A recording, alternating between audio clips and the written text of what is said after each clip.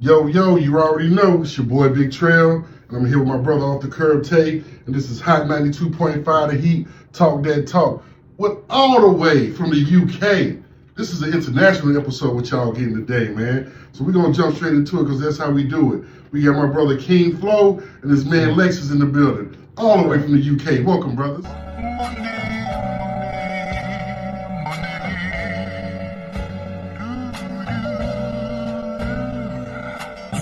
For the love, or do it for the doves. What was the trip like getting here? Man, it was good. You know, that's my first time in North Carolina, so you know everything been doing good, man. We also went to New York a few days ago. Okay. With the Shade 45, you know, pushing the new record that we have together. You know, working with all Lakaiser is dope, man. That's a wonderful experience. True indeed, true indeed. So I know you just touched on it for a second ago. You said you're here to push the album. So just to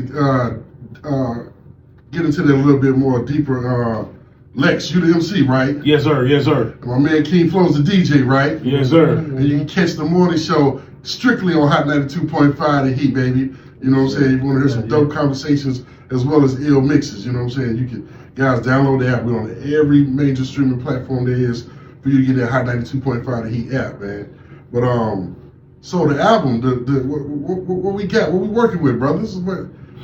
We got a new joint, basically combining the French powers with North Carolina. We met online and pretty much been doing business ever since, man. Like, and you know, it's just with some people you feel like, all right, I met them online, but you know, you have to put a face and put a soul with that person from time to time, and it just happened like that, to where we linked up and we was like, man, we got to meet, and then here we are, Lex Lakaiser, DJ King Flow. Yep. All right.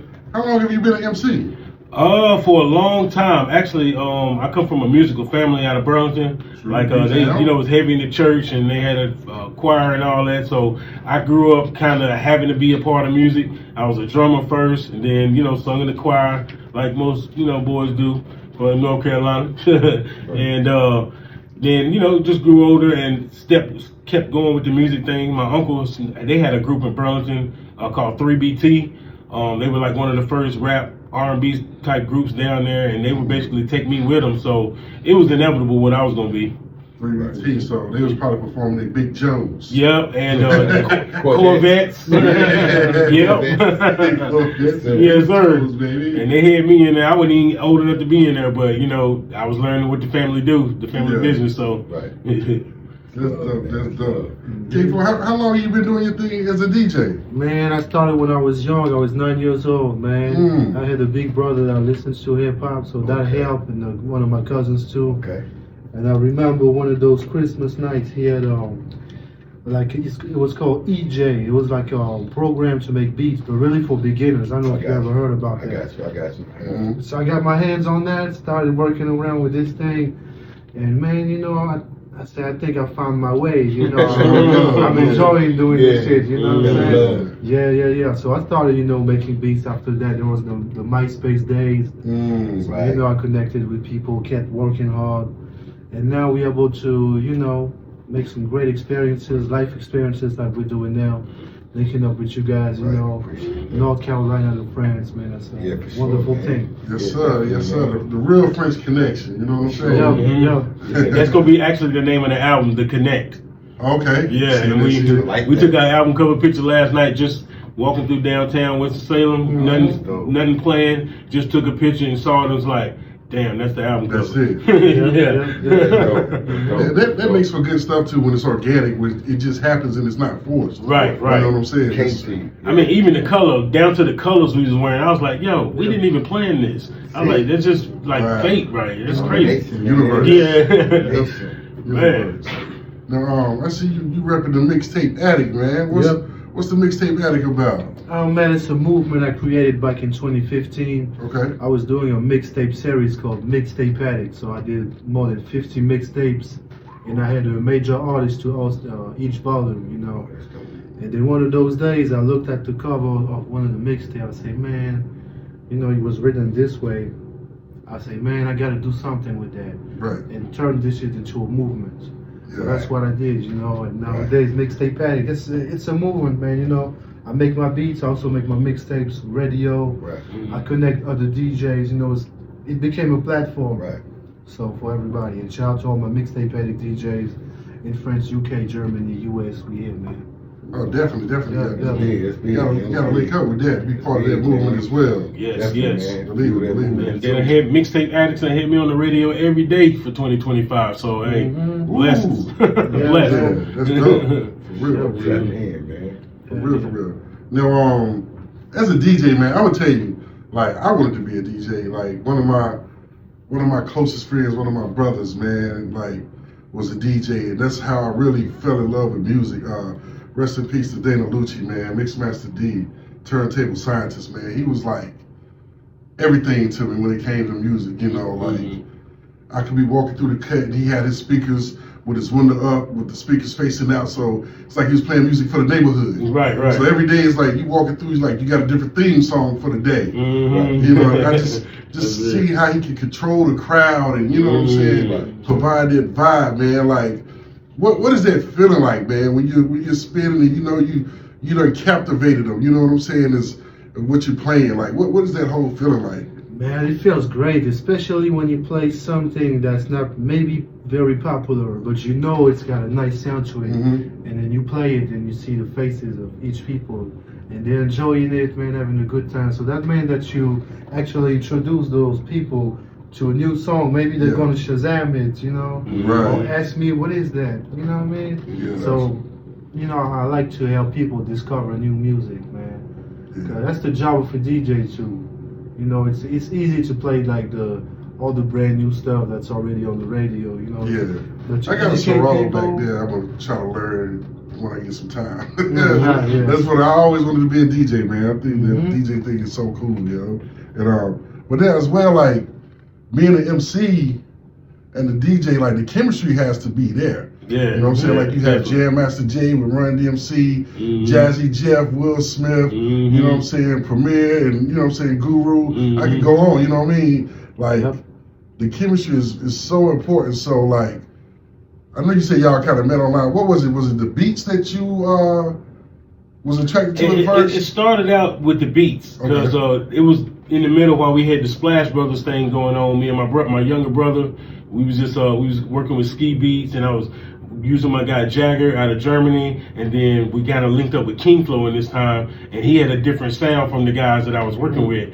So I was like, all right, let's go King Flow in the mix, and then we had a few joints, and I was just like, oh yeah, he liked that. And then you know, my brother, I can't expect everybody to have my work ethic, because I've been doing this for a long time. So I probably got 7 albums that y'all never hear of ever.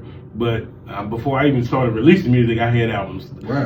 So, you know, I've just always been working, and then it's just amazing to see how it grows. You know what I mean? You know, when you start from nothing and then it just keeps snowballing upward. It's an amazing feeling, though. Really. And I don't know if y'all caught that, man. He just breezed through it like it was nothing. But shout out to Ski Beats, man. Another living legend that was actually in the group with Dana Lucci that passed away, the DJ I was talking about. We had a group together called the Busy Boys back in the day. Yeah. I remember that. I remember that. We did a lot of research on that. Yeah, but shout out to Ski Beats, man. A true pioneer in this game, man. So look, if you heard this, Ski, man, I've been hitting you up, bro. We need this interview. At 92.5 The Heat.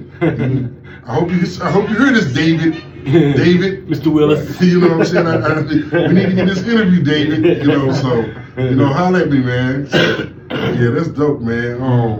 And I think the thing is with music nowadays, yo, it's like I feel a sense of like that old school is coming back. Yeah.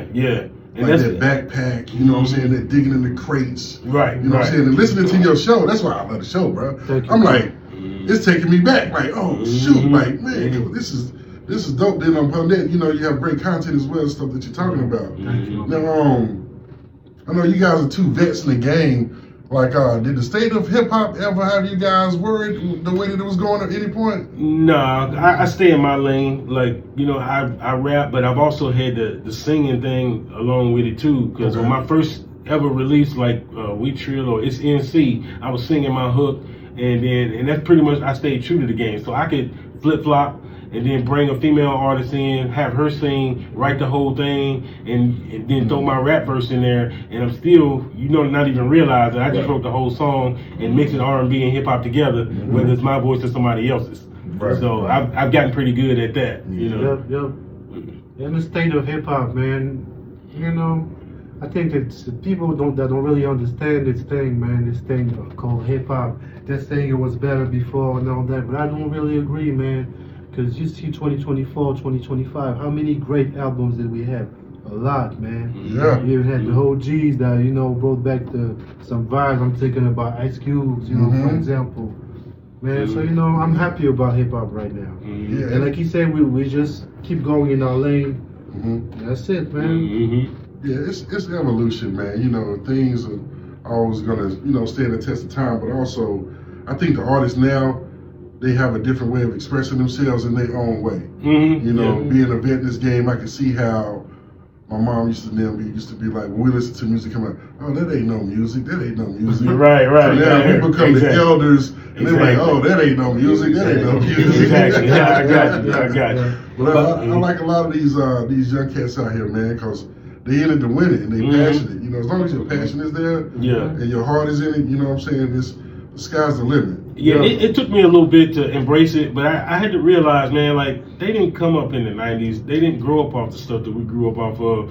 The sound is just different. And then it don't mean bad. It don't necessarily mean bad, because a lot of stuff, it sounds a little different at first, but you can catch a vibe off of it. If you just sit there and be like, okay, it'll get onto you. You know what I mean? Right. All of it ain't bad. Right. But there is some trash out there. There's some trash that's promoted heavily, too. Yeah. But there is some trash, but there is actually some stuff within that's actually, you'll catch a vibe to. And, and I can appreciate that. But, unfortunately, we do have those, quote unquote, the powers that be. Yeah, that's going to push and promote a certain type of genre just to, just for money wise, financial reasons, you know what I mean?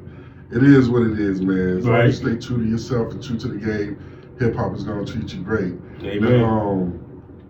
Coming up, who were some of the DJs that you looked up to when you first started your career in DJing? There were a lot of DJs, man. Like, of course, Primo, also Battle Cat, for example. Ooh, Battle Cat. Yeah. Heard that name in the West Coast Deep. Yeah. The Alchemist, for sure. He's more a producer than a DJ. Yeah. And one that comes in mind, too, when you say DJ, is probably DJ Drama.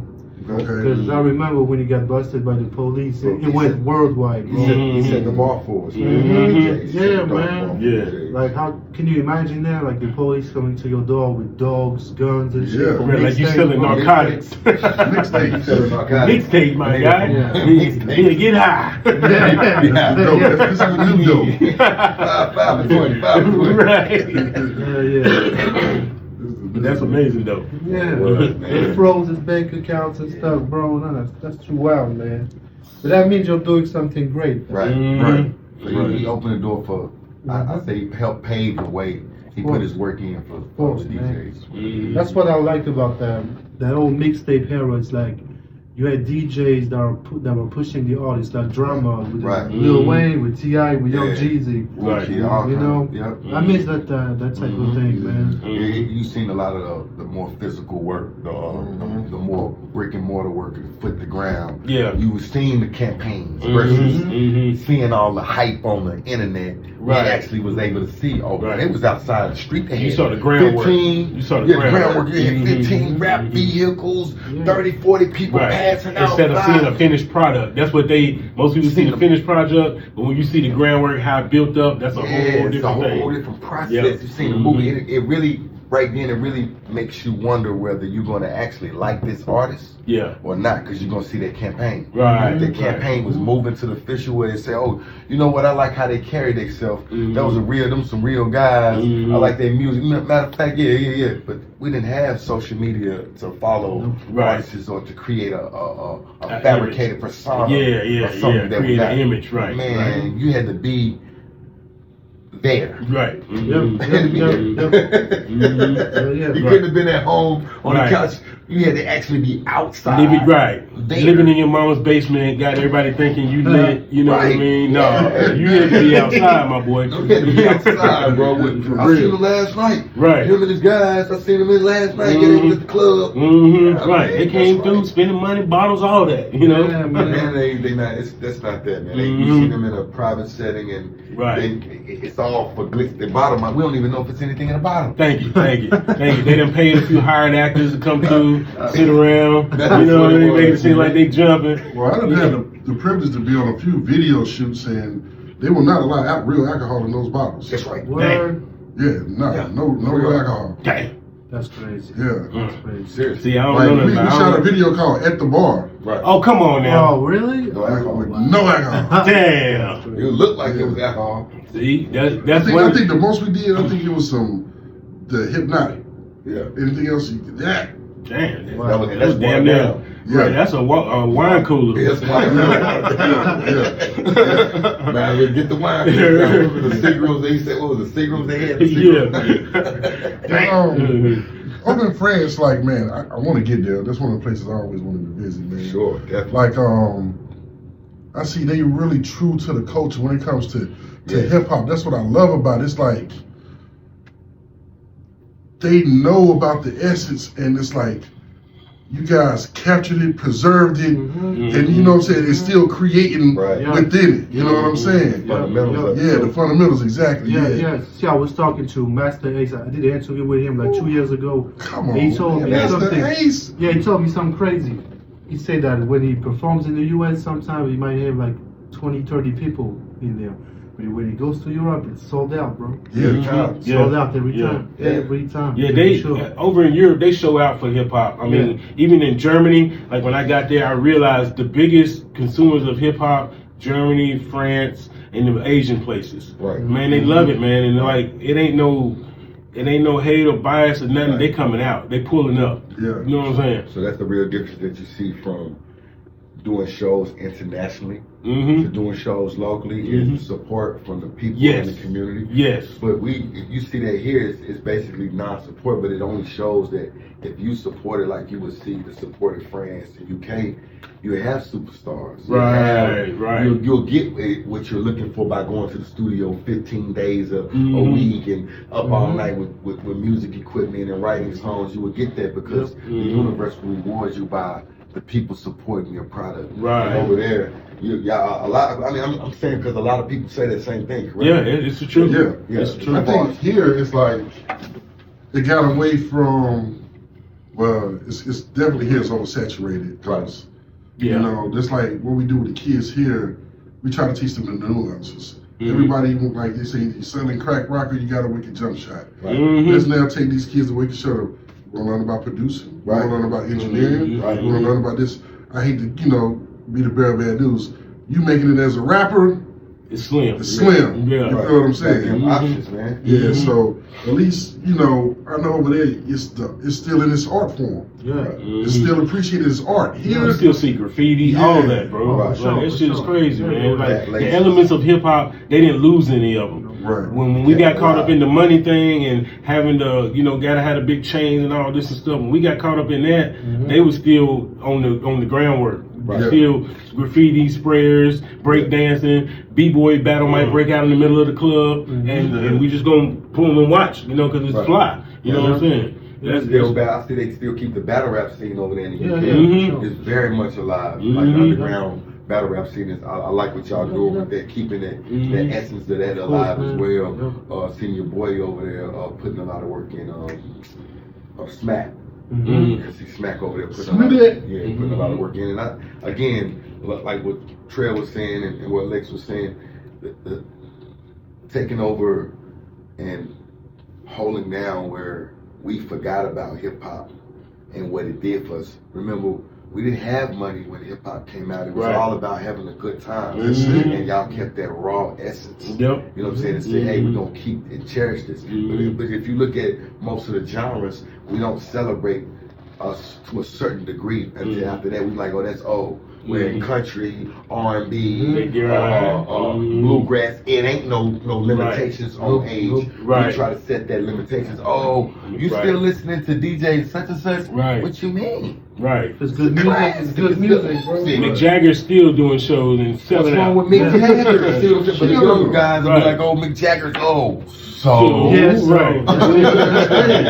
Right. So Still it's has good music. Yeah. But you know, same thing. Again, when we're looking at hip hop, and I think that's the only genre it's like that, because it's not like that in reggae. No, it's not. It's not like that Hip hop is the only in one. metal. And me personally, I think it's for a reason. I think it's more set up so that in hip hop, because once you get past a certain age, you start to see life from a different perspective, and it's almost like they don't want us to teach the next generation how to be right. No, we want to reverse it, go back to the dumb shit, and start there. Down. Right. You know what I mean? Was when you started getting people like Master P, Cash Money, that's coming out getting these deals to help themselves. Like, look, we don't really need a label. We already got all this supply and demand on our own. Right. That's kind of where we at right now today in 2025. We really don't need them. Right. And right now, a lot of times, if you think about the stuff that's going on, they out here blocking to make sure indie artists don't get hurt. Exactly. You know what I mean? By saturating the top lineup, the first 15 slots on every platform, it's all indie. It's all I mean, it's not indie, but it's all majors. Right, and you see the indies all the way at the bottom. You got scroll, and then they pop up. But they shit harder. You heard what Timberland said, some of these indie guys is way harder than these major artists is dropping albums. Real talk. Because they don't got the exposure, man. They don't got nobody to say, hey, look at this. Well, yeah, well, who is that? It don't matter who it is. Listen to it. Do you like it? Right. Yeah, it sound good. Right. I feel like I can put my catalog up against probably any major artist that came out in the last 10 years. Like, really. Yeah, but I just ain't known like that. Well, and I understand why. No, you know. You wouldn't be here if you weren't known, okay. You know, brother. To the commercial masses as being labeled. See, think about this. If Snoop or let's say a Kendrick Lamar came out and said, "Hey, go listen to Lex and King Flow," guess what's going to happen? They're gonna Right. They're gonna run down there, fly down there. You got somebody with a certain statue or status to say the cosign thing, and that's always what I wanted to stay away from. Right, but it's always been like that in hip hop. Yeah. That's what we meant by that gatekeeping. Like, think about this: the only time somebody else was gonna pop off in the hip hop community is if somebody from upstate stamped it. Right? Exactly. Say, yo, this the next one. 100%. It should have been that way. It should have been based on talent. Right. Like the Cannabis and the LL situation. From a lyricist standpoint, Cannabis won lyrical. Cannabis ALL ass up. And then his career shouldn't have been over after that. It shouldn't have been, and that's the result of giving out the true raw form of hip hop and battling. And you position yourself around being a battle rapper. Is when it kind of lost me as a fan. I still admire the work they're put in, but it showed me like you stole somebody when the ref said go back to the corners. You took a kick shot. Right. You know what I'm saying? And we didn't know, the crowd didn't know about it, but you pulled up some dirty, shiesty stuff. But that's been going on from the beginning of time. And you had the allegations of the ghostwriting with Mad Skills from VA. So it's like they're scared to talk about this type of stuff, but it's the truth. Yeah. Another underground hip hop legend that goes overlooked because he don't have no. He just got a Grammy too for the book he just put out. Yeah. Mad Skills? Yeah. As a matter of fact, the guy I was talking about earlier who has the producer credits for the Cowboy Carter, he also works with Mad Skills. Okay. Another legend. See, a lot of North Carolina people go unspoken, man. It's just like we do major things, but they keep us kind of back here, and I don't know. I don't understand that. There are a few guys that made it international. Like when you say North Carolina and Europe, they think about Nate Wonder, right? My little brother, right? You know. I went to school with Fonte. That was my guy. Like me and him was real tight. Like from elementary all the way to when he ended up going to college. But they actually about to go back on tour. I think it's the last one. That's what they call it. Okay. That's what they always say. You don't get them tickets. You know what I'm saying? But I definitely want to give me a ticket to that. You know to me, the Minstrel Show, that album right there is. Oh, that's classic. It's amazing. So let me ask you a question. Who are some of the top artists from France that you work with? I work with mostly like the old school guys. I work with friends. Yeah. Okay. A guy named Faflarage. Okay. You know what I'm saying? Work with him too. DJ Jail. Okay. From a famous group called Funky Family. Okay. You know, guys like that. And I did interviews also with all the biggest artists, in France. That's all I was asking because, bro, France. Right, me and you was talking about this earlier, but I don't think a lot of light is being shined. But the UK rap scene is coming. It's going. Mm-hmm. And it ain't coming. It ain't going like this. Yeah. It's going like that. Mm-hmm. So it's something that if you're really in tune to hip hop, hey, Yeah. pay attention. You know what I'm saying? So I'm definitely paying attention to a lot of the kids that's over there that's got bars and it's spitting. It's like, yo, they're not talking no bullshit. They're kicking real shit. Yeah. It's like, damn, it's like that. Where you from? Mm-hmm. But we ain't never been there, so the culture shock for us is like, wow. Yeah. Ooh, what? But you being able to be stationed there and get your experience, you being there, born from there, you bringing sharing experience with us is like, it's mind blowing. Yeah. We only hear that hip hop made it there. We haven't seen the actual effect And you'll see of what hip hop it's is done different. I mean, hip hop is so different there. Like when I was in Germany, like my last couple of years, I was to the point where every time I go to a club or anything, they just do this. Like I was like, damn, you don't know me, but it just come on through. I mean, walk around the line and everything. Did you put work in over there? But I did. I can't even front like I didn't put no work in because I was at all the little local clubs. I done performed there, right? And we pretty much made a name for ourselves over there as well. On the underground scene, battle rapping in clubs, and just performing and things like that. So I did put the work in. Okay. Who's some of the artists you open up for? Shoot, let's see, Mr. Cheeks. What's the big guy from Atlanta? Bone Crusher. Yeah, Bone Crusher when he was in Germany. Let's see. Shit, there's been a few guys. It's been a while, man, but you groups, man.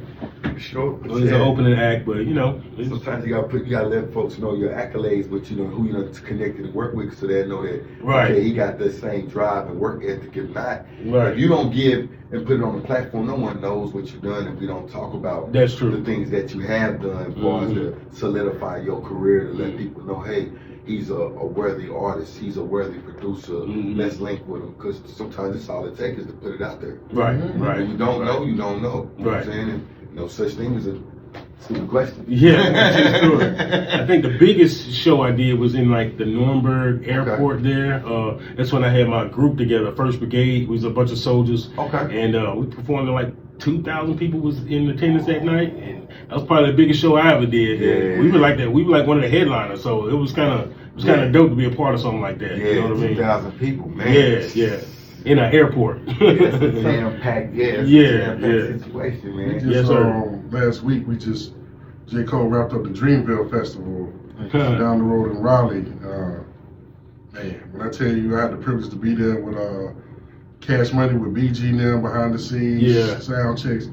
Man, when I tell you just seeing because he had a very diverse roster. You know what I mean? Like it was a 2-day festival. You know what I'm saying? So from Saturday to Sunday, you have people like Tim's, Coco Jones, then you have Chief Keef, then you had Luda, then you have who else did he have there? Man, of course Cash Money, then you had J. Cole himself, Erykah Badu, so that whole crowd it's in the South Side. So it's a field, and it's just just seeing all those people, as far as the eye can see, just people, and it was a dope event, man. I wish y'all could have got here for that, but I know he said it's not going to be the last one. So it's going to be back again. So it's generating too much money to the economy in that area. Right. I actually performed there Friday. They had another event at a hotel. That's part of Dreamville, but I also performed there Friday before we went to New York. So dang, that's crazy. Because I got down there Friday. Yeah, I was down there Friday. I performed there. Yeah. That's crazy. I think they had somebody. Who was it? I think they was telling me that about the joint, because they had what's the guy? I can't remember that. They had an artist that was at the Star Bar that Friday that was going to be there. But yeah, man, if y'all can just circle the date whenever that thing comes out, man, to be a part of it. I can't do it. I can't Yeah. Staying out there like. Hopefully next time I can be on the big stage. They got different stages. They got the big stage. They got another stage over there. Like so, it's like the crowd shifts from here and shifts all the way to the other side. And people just out there having a good time. I mean, young, old, like you know what I'm saying. It's just a very diverse crowd, man. It was so peaceful, no craziness going on, man. And I was like, this is what music does for you, man. It brings people together. And you guys all the way here from France, man, all the way little bitty Smallville. This is what I call Greensboro. I used to live here, so I know from Burlington, Greensboro, and now I live in Winston, so I know about this area. Greensboro, I still love Greensboro though. I like it here, man. It's authentic. You know, I used to go to New York a lot, but you know, now that I'm getting all the big cities like that, it ain't for me no more. That's cool, you know what I mean? King for a country boy now. Yeah, man. Nothing wrong with that country life. Yeah, right. I love it. Hey, I used to not want to be from the country, but trust me, man. Once I got older, I realized this is it. We ain't got to fight for parking because that's terrible. That shit is whack, bro. Like, I can't even park in front of my yard. In my yard, nah, bro, nah. I need to go back down south, dog. About every car in New York got a dent in it. That is crazy. No, shout out. You know you spoke on Burlington, man. Shout out to my man OC from NC, man. B-Town's on, man. OC. He performed Friday too. OC, I'm calling you out too, boy. We got to get you up here, man. I know you're a busy guy. And also, you got the Shrimp and Grits Festival coming up too. At Boston's. I thought they already had that. It didn't pass already? I think I want to say it's next weekend. Okay. Oh, it's coming up. Okay. Yeah, I want to say like the 19th, if I'm not mistaken. Okay. But yeah, that's also be crazy too. I know one year they had a man out of Josie Mo. Is he out of Durham? Josie Mo, he is. Yeah, Josie Mo's up here. I think I was here that year. That year he was here. Yeah. Me and my brother pulled in there. Yeah, it was around the Splash Brothers time. Yeah, okay. So yeah, me and my brother pulled up. He was there that year. But so we're gonna get ready to wrap this thing up. I know you guys got a heavy itinerary, quick media run. So real quick, let the people know about the album, let them know what's dropping, your social media, you know, the whole spizzy. All right. We got the Contact dropping, me and DJ King Flow's album. We ain't really got a date on it yet, but we're gonna put that together pretty quick. I say probably 3 months or less. Yeah, real spill. Because I mean, the people that know me know how I work fast. So YouTube, you can check out DJ King Flow. Type in Lex Lakaiser. You can get with both of us. Your contacts. Yeah, my contacts, my Instagram, DJ King Flow, and MixTape Addict Radio on Instagram. Got my website, mixtapeaddictmedia.com. I repeat that, mixtapeaddictmedia.com. Got everything on there, my mixtapes, radio shows, interviews, stuff I produce for people. And we coming soon with the album, The Contact, King Flow, Lex Lakaiser. Yes, sir. From Princeton, North Carolina. You know how we do it. Believe it. Yes, straight sir. like that. The IG, we Splash Brothers in the AZ. Splash Brothers ended with AZ on IG. And also check him out every morning on Hot 92.5 The Heat, DJ King Flow. Yes, sir. I'm telling you, that's a great way to start your morning. Yes, sir. If you want to get in a good vibe, trust me, check the show out in the morning. Comes on at what, is it 8 o'clock? I think so, yeah. I believe we got it coming on here at 8. So yeah, y'all be sure to check that out, man. Once again, it's been your boy Big Trail, my brother Offthacurbtay, Hot 92.5 The Heat, baby. Again, from France to NC, internationally, baby. We stamps, man. We getting our passports up to get stamps to the passports, man. Word. This is how we doing it. Already. We out of here. Peace.